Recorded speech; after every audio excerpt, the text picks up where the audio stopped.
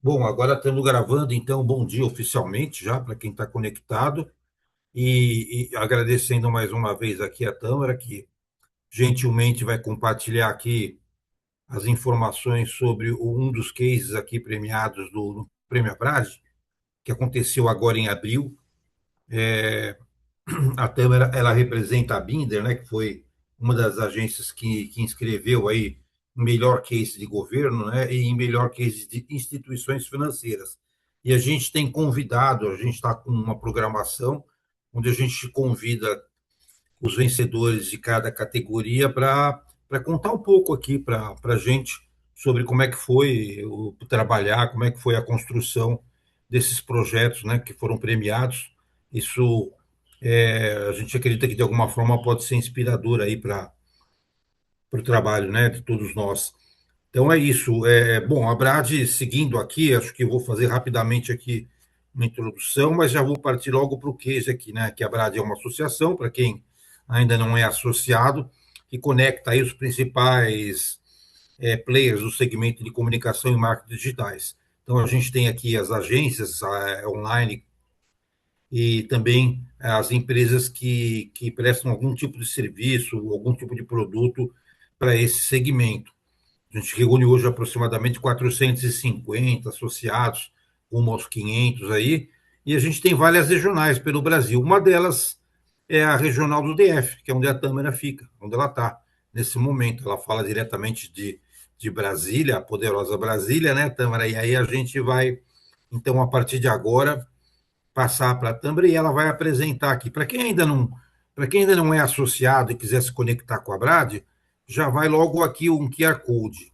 Eu já resumi aqui a nossa apresentação da Brad. Vocês podem conhecer mais aqui acessando o QR Code da associação e como se conectar, mas vamos ao que interessa aqui, que é a apresentação do case. Tâmara, eu gostaria que você se apresentasse com mais propriedade do que eu e já nos apresentasse aí o case que foi premiado. Obrigado mais uma vez pela sua participação. Eu que agradeço, Paulo. Muito obrigada aí pelo convite e parabéns pela iniciativa aí da Brad, né? Dessa troca de conhecimentos, de informações, esses bastidores dos cases, acho que é bastante enriquecedor. Eu vou compartilhar aqui a apresentação. Só um minutinho. Bom, eu vou trazer aqui, né, esses dois cases que foram premiados na Abrad pela Binder, que é o case de melhor instituição financeira, Mega da Virada, pelo cliente Loterias Caixa, e melhor case de governo, que foi a campanha de sustentabilidade da Caixa.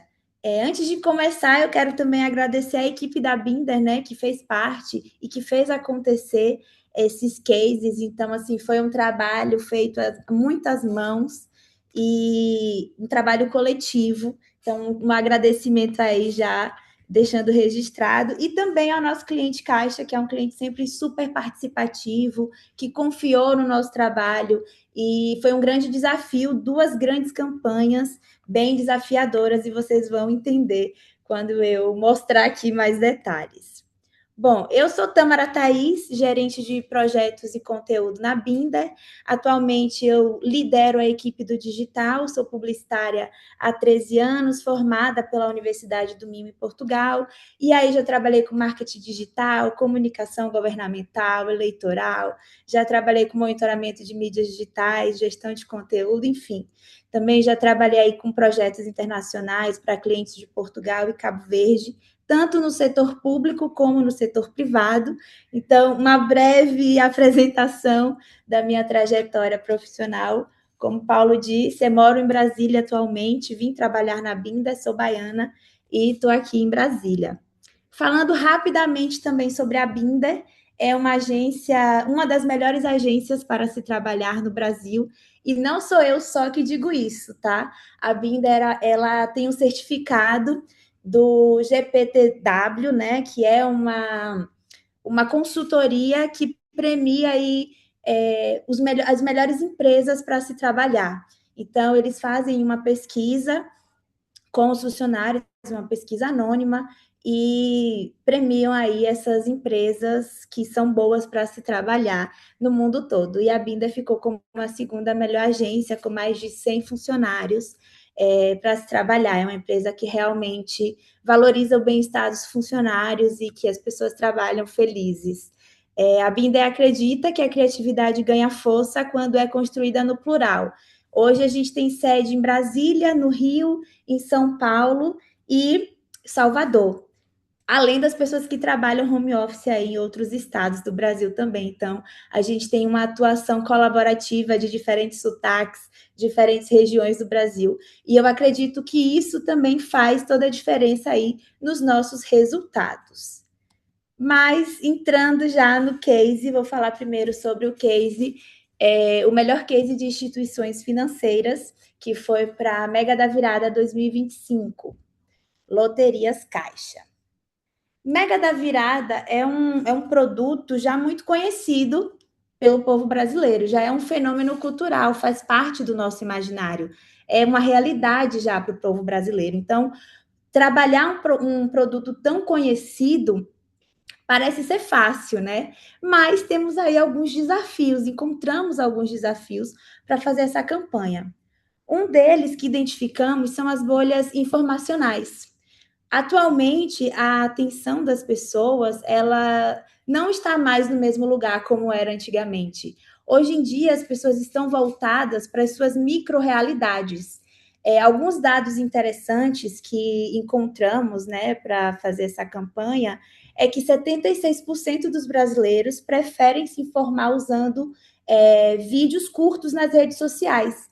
Essas redes que são impulsionadas por algoritmos que enviam conteúdos que vocês já estão acostumados a utilizar, a consumir. Então, conteúdos que fazem parte ali da nossa micro-realidade. 36% dos brasileiros usam o WhatsApp como fonte de notícias, que também são ali micro-realidades, são grupos de pessoas que já fazem parte ali daquela bolha informacional. Outro desafio que a gente encontrou também foi que durante mais de uma década, a Mega da Virada ela tinha um crescimento consistente, mas aí com o tempo esse ritmo nos últimos anos de crescimento foi desacelerando. Então, a gente tinha um desafio claro, que era potencializar esse crescimento em 2025, até porque o prêmio precisava virar para 1 bilhão, então a gente precisava ter uma arrecadação maior para o prêmio virar 1 bilhão. E aí fomos entender o nosso público. Temos aí os apostadores frequentes, que são aqueles apostadores que vão apostar de qualquer forma, que já estão acostumados a apostar, que já é uma tradição, que com campanha ou sem campanha ele vai apostar, mas não esquecemos dele. Nós tínhamos também uma comunicação, uma estratégia, conteúdos específicos para esse público. Tínhamos os apostadores eventuais, que são aqueles que acabam procrastinando, deixam para depois, sempre tem algo mais importante para fazer, às vezes esquecem de apostar, e os não apostadores, aqueles que são convictos de que não vão ganhar e não apostavam de jeito nenhum. Então, precisávamos furar essa bolha dos apostadores frequentes. A gente precisava crescer em 2 públicos com pouca intenção de aposta. Então, esse era também mais um desafio que a gente tinha. E aí nós montamos uma matriz que a gente chamou de Mega Surreal, com alguns elementos que entendemos que eram fundamentais para furar essas bolhas, né? Então, a gente entendeu que precisava ter um simbolismo exagerado e envolvente, a ruptura com o real, trazer sempre uma hiperbolização, essa estética disruptiva, uma narrativa não linear, um contágio emocional, né, garantindo ali o humor, gerar desejo. Então, a gente também trabalhou muito com a cultura do meme, o tempo espiralado, né? Que é o tempo onde a mensagem ela volta a acontecer, ela cria camadas, não é uma lógica linear. e o potencial de remix aí para as pessoas poderem utilizar os nossos conteúdos, adaptar, fazer dublagens e um humor surreal. Então, na nossa estratégia, esses eram elementos fundamentais para furar essas bolhas informacionais que a gente falou, que eu falei lá na frente. E aí a gente precisava também de um conceito direcionador, né? Capaz de impulsionar o fenômeno cultural da Mega da Virada e furar essas bolhas informacionais. Chegamos ao conceito Mega da Virada, para tudo e vai apostar. O conceito que em si só ele já traz uma chamada para ação, já passa essa ideia de senso de urgência, essa lógica de que está todo mundo apostando, só falta você. Então, na próprio conceito, a gente já traz o CTA. Além disso, nós trouxemos uma música envolvente, chiclete, e dois artistas humoristas que são muito queridos no Brasil, que é Tata Werneck e Paulo Vieira. Então, encontramos aí uma fórmula perfeita, criativamente e estrategicamente também, para furar essas bolhas, e vocês vão ver que eu vou mostrar aqui alguns dos resultados e que funcionou e que foi bem interessante. Eu vou passar aqui um dos filmes da campanha para, não sei se vocês viram, se chegaram a ser impactados, mas eu acredito que sim. Eu vou mostrar aqui para vocês. Não sei. E relatos de uma grande correria para apostar na Mega da Virada. Peraí, gente, o que eu tô fazendo aqui?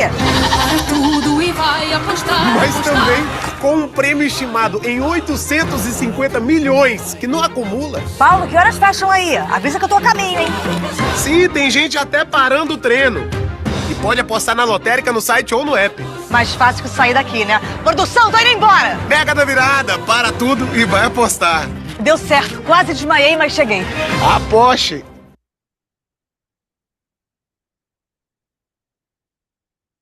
E aí nós fizemos algumas ações, assim, resumidamente, porque a campanha ela teve uma estratégia bastante robusta, eram muitos conteúdos, mas trazendo aqui rapidamente, a gente tinha algumas ações estratégicas que foram fundamentais para a execução da campanha. Então, a gente trabalhou muito essa questão do surrealismo, o conceito a campanha ela foi pautada nesse conceito do hiperreal, do exagero simbólico. A campanha ela rompe essa lógica previsível, então ela aposta muito no humor, no impacto visual, na cultura do meme para viralizar. Então, utilizamos muitos conteúdos de redes sociais, eu vou mostrar alguns para vocês já já. Mas a ideia era realmente trazer esse surrealismo nas peças, exatamente para impactar e para furar essas bolhas. Outra ação que a gente teve e que foi bem sucedida foi a ativação nos territórios. Então, a gente entendeu que para furar essas bolhas informacionais, a gente precisava atingir diretamente esse público no seu ambiente nativo. Então, separamos alguns territórios, por exemplo, futebol, humor, games, entretenimento, e desenvolvemos algumas ações e conteúdos específicos para aparecer nesses nichos, né? Então, a gente conseguia comunicar, nós conseguíamos mostrar a nossa campanha dentro de nichos específicos, de bolhas informacionais específicas. E isso teve um resultado também muito positivo. Nós também desenvolvemos uma estratégia de influenciadores, uma estratégia regionalizada. A princípio, a nossa ideia era trabalhar com 30 influenciadores. Mas aí acabou que a campanha foi com 5 influenciadores, porque realmente a gente entendeu que não ia dar certo com tanto influenciador, assim, é realmente uma lógica muito complicada, muito complexa. A gente tem um crivo muito alto para escolher esses influenciadores. Então, todo o trabalho com os influenciadores que a gente faz é muito criterioso. A gente participa de todos os momentos, desde a seleção até a entrega dos roteiros, a revisão. Então, assim, realmente foi um trabalho bem robusto. E aí a gente trabalhou com um big influenciador, que era a Samantha Alves, e micro-influenciadores. Então, a gente trabalhou sempre com um em cada região, que a gente entende da importância de regionalizar os nossos conteúdos ao máximo. E, assim, falar a língua muito próxima, né? O sotaque ali do brasileiro. Então, a gente fez esse trabalho, foi sensacional. Conseguimos aumentar o escopo desses influenciadores. Então, cada um desses influenciadores entregaram 5 vídeos, 1 Reels e 4 Stories. E então, a gente conseguiu trazer bastante movimento para a campanha mesmo, com um número um pouco menor de influenciadores. Entendemos que foi uma gestão mais inteligente, né? Para trabalhar assim. Depois, nós também fizemos uma estratégia de mídia bem robusta e uma performance de ponta a ponta. A gente já iniciou a campanha com um start estratégico e retarget. Então, a gente já iniciou a campanha com uma base de dados, né, de campanhas anteriores. Então, a gente foi fazendo retarget de pessoas que já eram impactadas por campanha das loterias. A gente criou ações de picos de vendas, por exemplo. A gente identificou, através dos dados, que aos domingos eram os dias com menor arrecadação. E aí entendemos que é porque as lotéricas fecham aos domingos. Então, por isso, a arrecadação caía bastante. Então, pensamos em uma estratégia para impulsionar as vendas aos domingos no digital, que não para, né?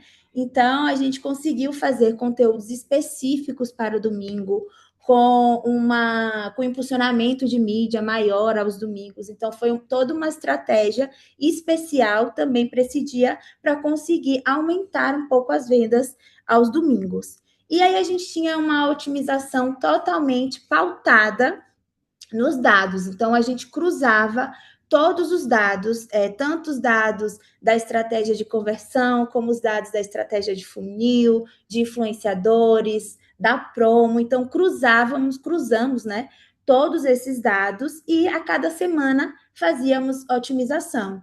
Íamos observando quais eram os conteúdos que funcionavam, o que é que estava dando certo, o que a gente podia trocar, tirar do ar, trocar de rede. Às vezes a gente estava trabalhando um conteúdo, por exemplo, em uma rede que não deu certo. Aí na semana seguinte a gente trocava, colocava em outra rede e funcionava super bem. Então foi um trabalho assim bem minucioso, a gente ficou bem voltado mesmo para esses dados, para a campanha, para que tudo desse certo. E aí foram muitos conteúdos, a gente trabalhou aí com conteúdos no digital, com os artistas, fizemos também os conteúdos com os influenciadores que eu falei, utilizamos GIFs, adaptamos memes para gerar essa facilidade de identificação.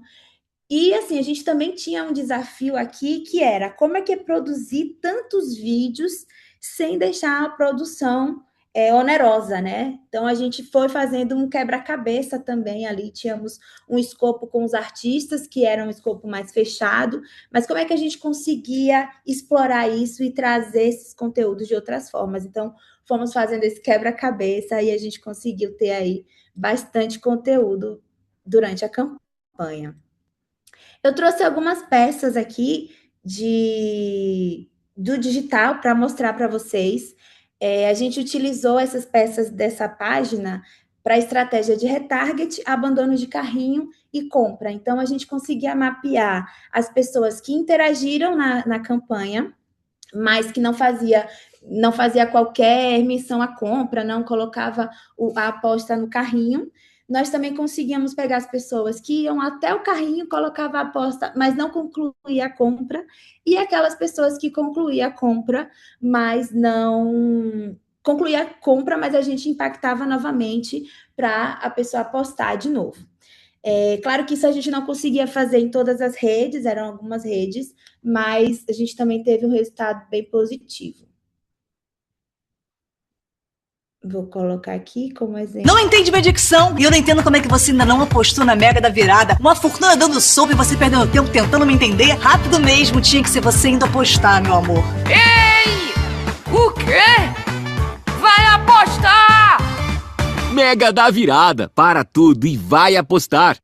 Então, eram conteúdos que abordavam muito essa questão do humor, traziam uma linguagem bem nativa de redes sociais, exatamente para impactar da forma correta. Vou colocar outro exemplo aqui. Ó, ei você aí, dá um pause nesse dedão que não para de rolar a tela. Prêmio estimado em 850 milhões na Mega da Virada. É dinheiro que não acaba nunca. Tá com o celular na mão? Baixa o app ou entre no site e aposta logo. Vai lá e depois você volta aqui pra me ver.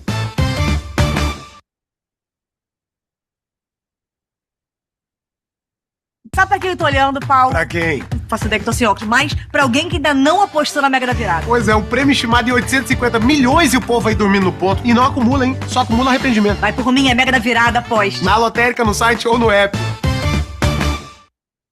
Vou passar aqui, que também, como eu falei, tínhamos a estratégia do domingo online, também conteúdos abordando a questão para baixar o app, né? Então a gente precisava também aumentar o número de downloads do app. E também um exemplo aqui de vídeo com o Creator, que eu vou mostrar para vocês com a Samantha Alves, que é um vídeo bem nativo já. Fala galera, aqui é a Samantha Alves e hoje estamos aqui no meu programa. Fala, plateia! A gente não tá no seu programa. Você tá em cima de um banquinho no quarto da minha mãe com um paletó com ácaro. Obrigada, plateia. É isso aí, tá me dando alergia. Eu vou ter que tomar um antialérgico de longe pra isso, cara.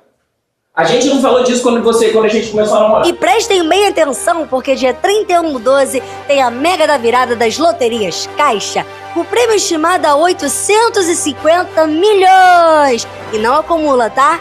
É muito dinheiro, não é mesmo, plateia? Não tem plateia. Você tá... Vamos ver se não tem plateia, então. Eu vou descer desse banco e vamos ver se não tem plateia. Você vai fazer o quê? Você vai descer... Vamos ver se não tem plateia agora. Aliás, essa... Então, era um conteúdo muito nativo, na linguagem que a influenciadora já costumava fazer. Então, era meio que quase não dava para perceber que era propaganda, né? Que era uma publi. Claro que tinha ali as obrigatoriedades, precisava ter o selo das loterias, precisava ter a questão do 18+, para aposta, então... mas mesmo assim, ela trouxe uma linguagem muito nativa, e o mesmo para os outros influenciadores.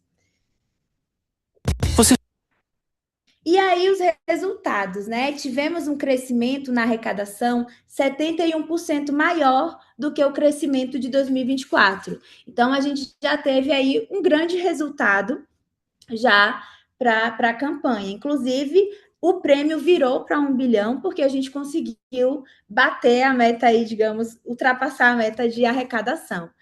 As apostas, elas cresceram mais entre os apostadores eventuais e não apostadores, mais 60% comparado aos apostadores tradicionais, e pessoas que não jogavam foram apostar depois de serem impactadas pela campanha, e esse número foi 107% maior do que em 2024. Isso é uma pesquisa feita pela própria Caixa. Após as campanhas, a Caixa realiza pesquisas e esses dados a gente consegue comparar de um ano para o outro. Por exemplo, as pessoas que falaram que apostar é uma ilusão foi 56% menor do que em 2024, após essa campanha. Falar também que não tem chances de ganhar também teve uma queda aí de 58% em comparação a 2024. Então, foi um resultado super positivo, a gente conseguiu alcançar aí números incríveis. No digital também foi um sucesso e a campanha teve resultados extraordinários. Eu trouxe só alguns dados aqui para resumir. O outro case... E aí, se vocês tiverem perguntas, podem ir mandando aí que no final a gente conversa, tá? O outro case da Binder foi o case de melhor case de governo, né? Que foi a campanha de sustentabilidade Caixa COP30. Primeiro, quando a gente se debruçou sobre esse briefing, a primeira coisa que a gente foi fazer foi entender a relação da Caixa com o tema. Então, olhamos fundo. Foram mais de 800 páginas de relatórios internos da Caixa, pesquisas, social listening, sondagens qualitativas com clientes da Caixa. Inclusive, consultamos um especialista em sustentabilidade que estuda há anos o tema para entender de fato essa ligação da Caixa com a sustentabilidade. E aí entendemos que o maior banco público do país já praticava sustentabilidade. A sustentabilidade já fazia parte da essência da Caixa, né? A Caixa já era a maior parceira ESG do Brasil. Além da atuação no social, a Caixa financia aí habitações sustentáveis, apoia comunidades indígenas e quilombolas, concede crédito para energia renovável. Então, entendemos que a Caixa já era sustentável por si mesma, né? Mas aí encontramos um dado que apenas 4 a cada 10 brasileiros reconheciam esse comprometimento da Caixa. Então, como é que a gente ia transformar décadas de atuação em uma narrativa que as pessoas sentissem como verdadeiras? Porque o problema não era a falta de iniciativa, era a falta de conexão entre o que a Caixa já fazia e o que as pessoas percebiam. Aí desenhamos alguns desafios centrais, né? Entendemos que escapar da suspeita de oportunismo, porque foi um momento onde só se falava de sustentabilidade. Então, as marcas queriam aproveitar para falar sobre sustentabilidade e muitos até de forma oportunista. A gente queria escapar dessa suspeita, né? Porque a Caixa tinha propriedade para falar sobre sustentabilidade. Precisávamos também fugir da comunicação pasteurizada, aquela comunicação chata, engessada, para falar de um assunto tão complicado, né, que é a sustentabilidade. Não podíamos ter uma presença pop-up, então só aparecer na COP e depois sumir. Não, a gente desenvolveu toda uma jornada, que eu também vou mostrar para vocês como funcionou.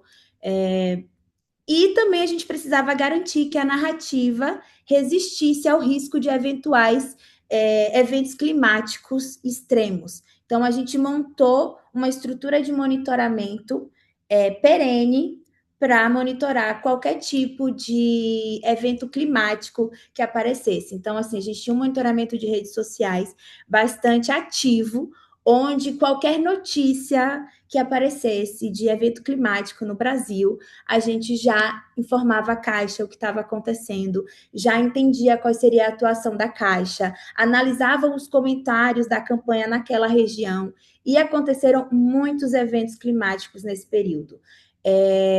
Houve alagamentos, incêndios, e aí a gente estava sempre acompanhando. Por exemplo, houve o alagamento no Paraná, na época que a campanha estava rodando. Então, a gente se preocupou em entender o que é que as pessoas estavam falando. A campanha estava no ar, lá no estado. Então, a Caixa tinha uma preocupação, a Caixa tinha uma atuação, porque a Caixa também atua quando acontece esse tipo de eventos climáticos. Então, fizemos todo esse monitoramento para garantir que essa narrativa não ficasse perdida, né, ali no meio dos eventos climáticos também. E precisávamos emocionar, mas não era apenas emocionar. A gente precisava emocionar com direção e densidade.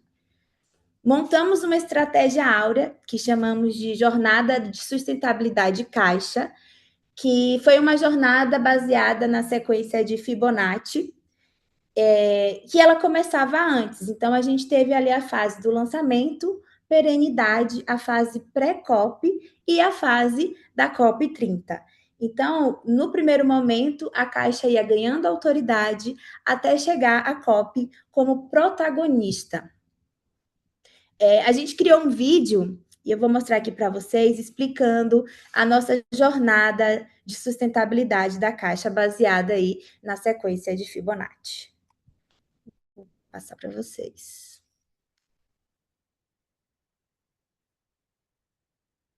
Existe um padrão que move a natureza e agora guia nossa estratégia. Começamos com o lançamento, o início que dá sentido a tudo. Aprofundamos o discurso, ganhamos densidade, conectamos.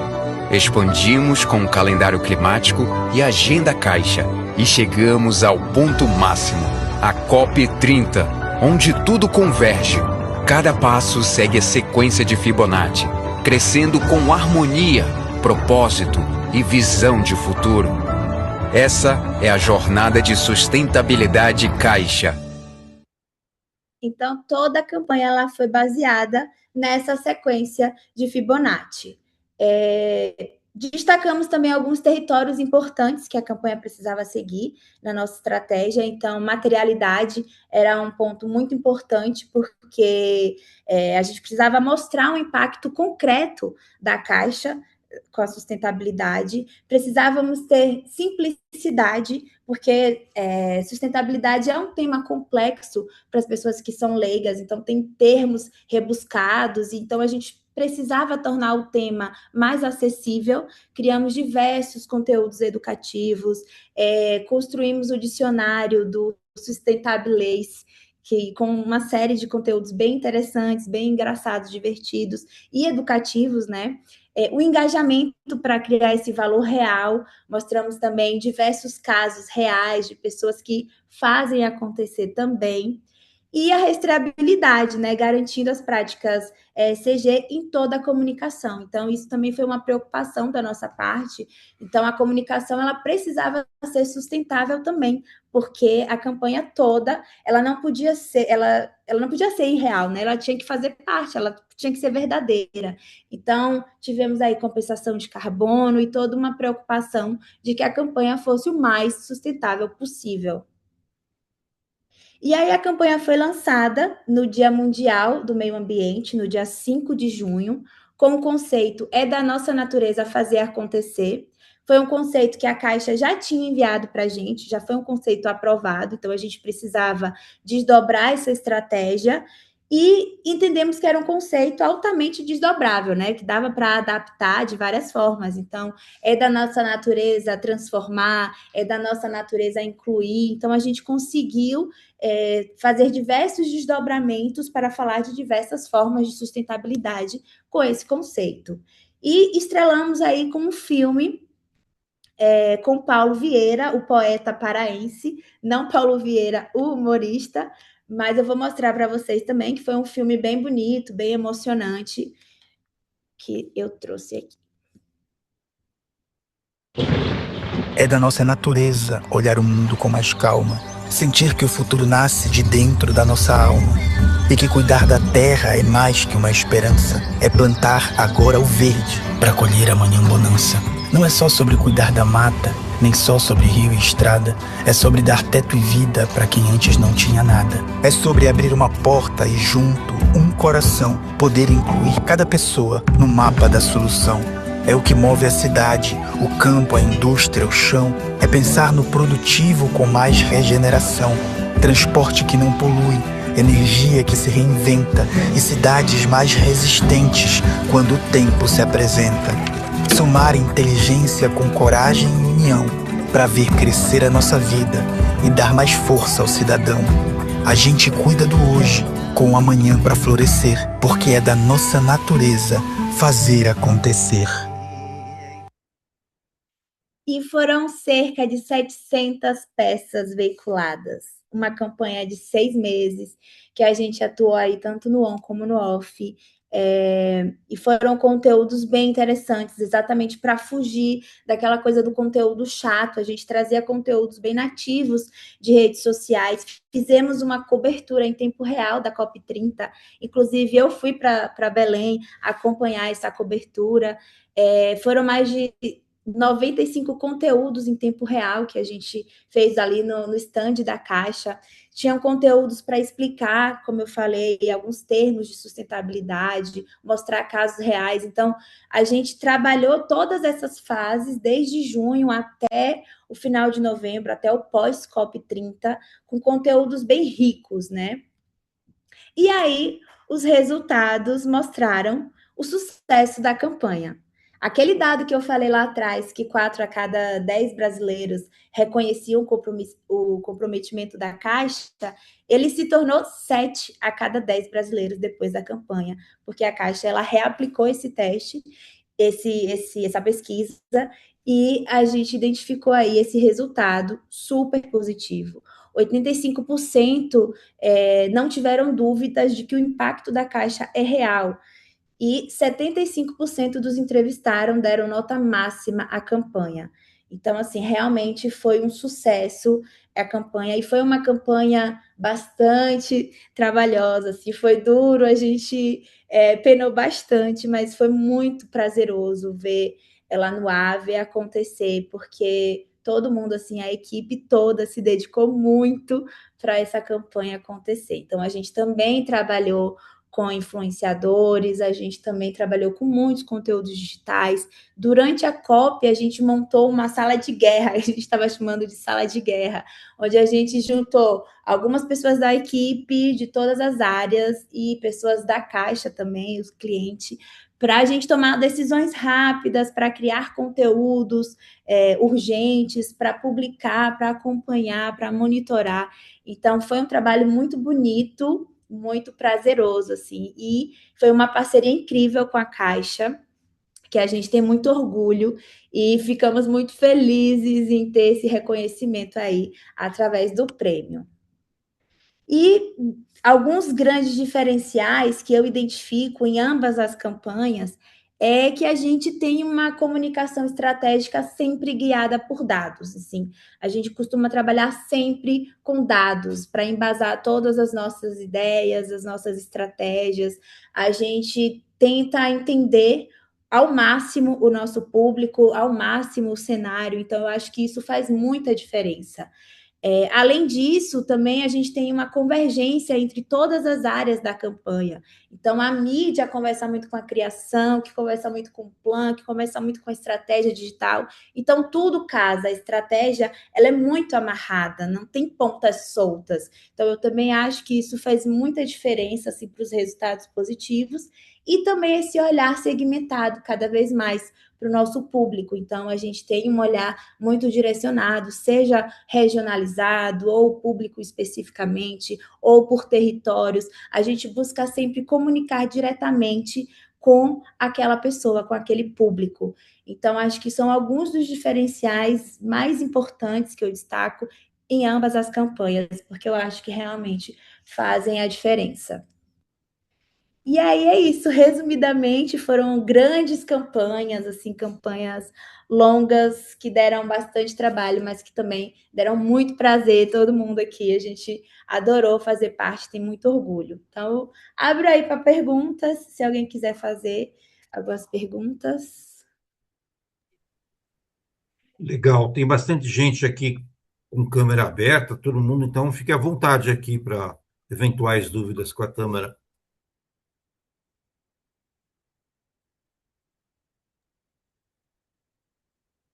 Acho que você colocou aqui a campanha, né, de forma bem elucidativa. Parabéns aí pela. Vocês, me tira uma dúvida, vocês escreveram mais de uma peça por nessas categorias ou uma única? Vocês selecionaram a que vocês achavam que tinha mais, enfim, estava mais bem resolvida para escrever?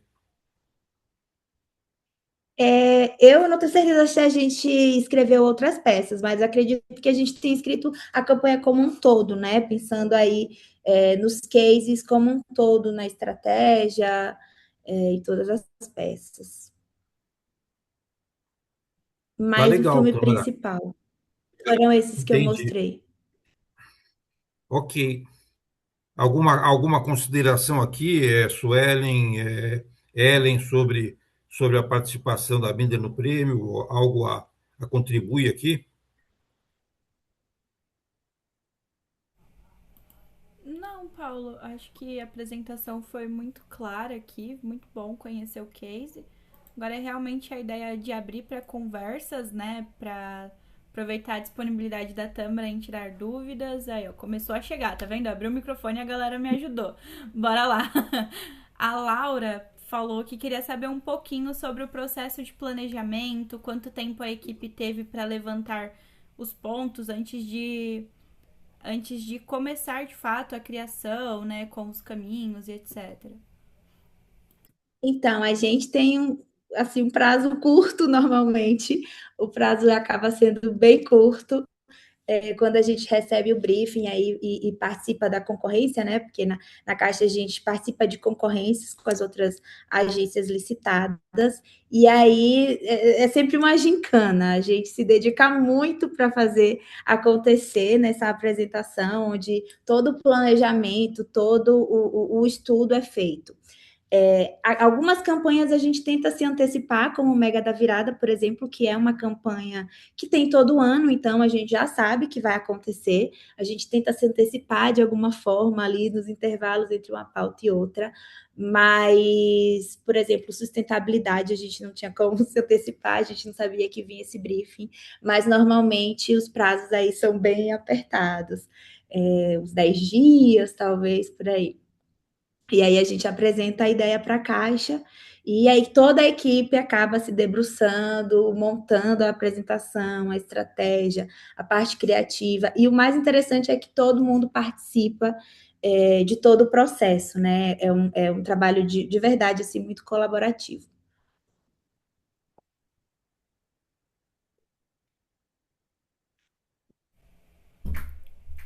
Legal, tem uma outra pergunta aqui do Edi sobre a parte off também estava conectada com essa campanha? Sim, também estava conectada. Nas duas campanhas a gente faz on e off. Na campanha de sustentabilidade, por exemplo, que eu mencionei, cerca de 700 peças veiculadas é considerando on e off. Então, a gente também faz o off, sim. E tudo conectado dentro da mesma estratégia.